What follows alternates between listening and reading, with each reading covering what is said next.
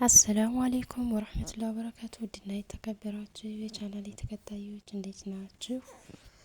ላይክ ሼር እያደረጋችሁ ለምታበረታቱን ከልብ አመሰግናለሁኝ። አሁንም ሼር ላይክ እያደረጋችሁ አበረታቱኝ እላለሁኝ። ውዶቼ ሰሞኑን ያው እንደምታውቁት በጣም ጠፍቻለሁኝና ቤቴንም ዘግቼ ነበረ። ዛሬ እንደ አጋጣሚ ሂጄ ቤቴንም አይቼ ትንሽ አጸዳድቼ ተመልሼ ወደ ቤተሰቦቼ ጋር መጥቻለሁኝ። አልሐምዱሊላህ ባሌም ያው ደውሎልኝ ነበር ደህና ነኝ ብሏል። ኢንሻአላህ እንግዲህ ዱአ አድርጉለት በሰላም እንዲመለስ ማለት ነው ውዶችዬ። በነገራችን ላይ ቤት ተዘግቶ ኑሮ እንደገና መልሳችሁ ስትከፍቱት ያው ቤት ተዘግቶ ሲኖር እንዴት እንደሆነ ታውቃላችሁና ይከብዳል። እኔም ያው ብቻዬን እዛ ጋር ለመሆን ትንሽ ከበድ ስላለኝ ዘግቼው ቤተሰብ ጋር ነኝ ያለሁት ማለት ነው ውዶችዬ። አላህ ኸይሩን ነገር እንዲሻለን ዱአ አድርግልኝ ማለት ነው።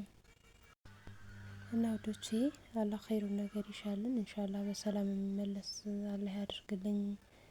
ባለቤቴንም እላችኋለሁኝ እናንተንም ለሀገራችሁ ያብቃችሁ። ያው የዘወትር የምላችሁ ነገር ነው ማለት ነው። እንደውም ውዶቼ ያው ሰሞኑን በቦታ ዙሪያ ባለፈውም እንደዚሁ ቪዲዮ ሰራ ነግራችኋለሁኝ። አሁን ላይ የተንቀሳቀሰ ቦታ የሚያይልኝ ሰው ስለሌለ ጸጥ ያልኳችሁ ልጆች በጣም አውፍ በሉ ማለት ነው። አንደኛ ልጅ ይዤ ትንሽ ስለሚከብደኝ ተንቀሳቅሼ ያንን ለማድረግ ባለመቻሌ በጣም ይቅርታ ውዶችዬ ማለት ነው።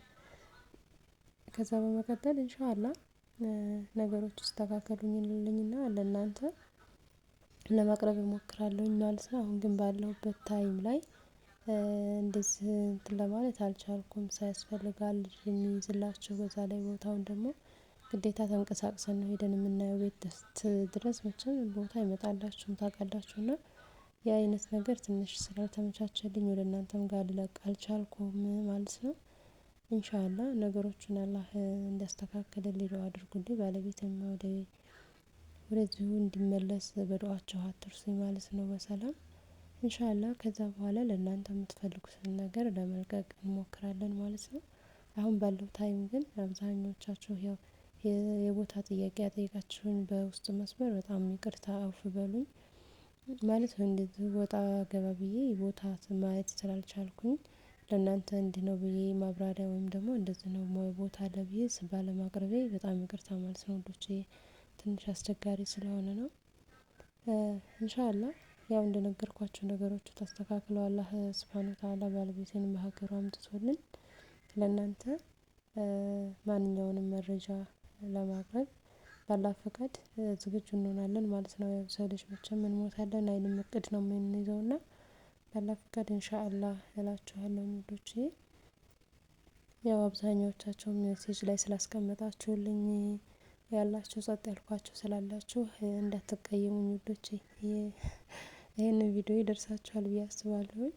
እንዳትቀየሙኝ በጣም ይቅርታ ትንሽ ስላልተመቻቸልኝ ነው። ልጅ ይዤ ደግሞ ቢያንስ ቦታ ፍለጋ ለመሄድ ትንሽ አስቸጋሪ ነው የሚሆነው። ያም ሆኖ ደግሞ ያው የምትገዙት ከስንት አንድ ልትሆኑ ትችላላችሁ። እና ልጅ አዝሎ ወይ ልጅ ይዞ ለመንቀሳቀስ ትንሽ ስለሚከብድ ሰው ያስፈልጋል።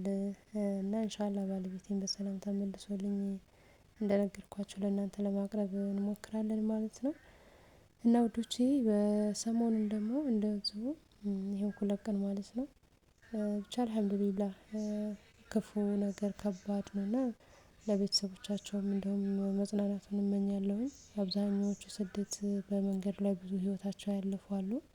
እንደውም ማክሰኞ እለት ጀልባ ማነው ከጅቡቲ ወደ የመን የሚገባ ጀልባ ተሰውሯል ምናምን እየተባለ በቲክቶክም በዙም ደግሞ ቴሌግራም ላይ እየተለቀቀ እያየሁኝ ነበረ።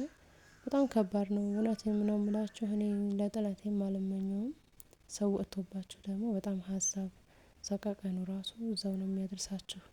እና ኢቭን እንኳን ተሻግሮ ወንድሜ እናቴ ያንን ስትሰማ ምን ያክል ውስጧ ምን ያክል ስቃይ እንደሆነ እኛም ምን ያክል ስቃይ እንደሆነ ከባድ ነው ውዶቼ።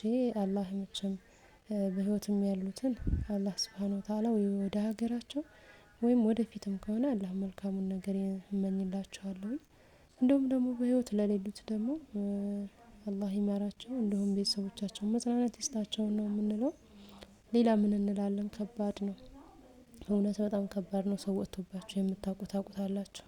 እኔ አሁን በወንድሜ በትንሽ ወንድሜ እንደውም ያጎቴም ልጅ ነበረ ባሌም በቃ በእነሱ በጣም ብዙ ነገሮች ሀሳብ ላይ ስቃይ ላይ ነበር።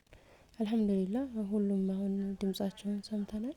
ወንድሜም ወደዚሁ ሊመለስ ወደ መንገድ ላይ ነው ያለው። ኢንሻአላህ በአላህ ፍቃድ በሰላም እንዲገባ ዱአ አድርጉለት ማለት ነው። ባለቤቴም ያው ኢንሻአላህ በአላህ ፍቃድ ማለት ነው ይመለሳል ብዬ አስባለሁኝ። ያጎቴም ልጅ ወደፊት እየሄደ ነው። አላህ ሱብሃነሁ ወተዓላ አግዟቸው ሁሉም ባሰበበት ያድርሰው ነው የምለው ውዶችዬ።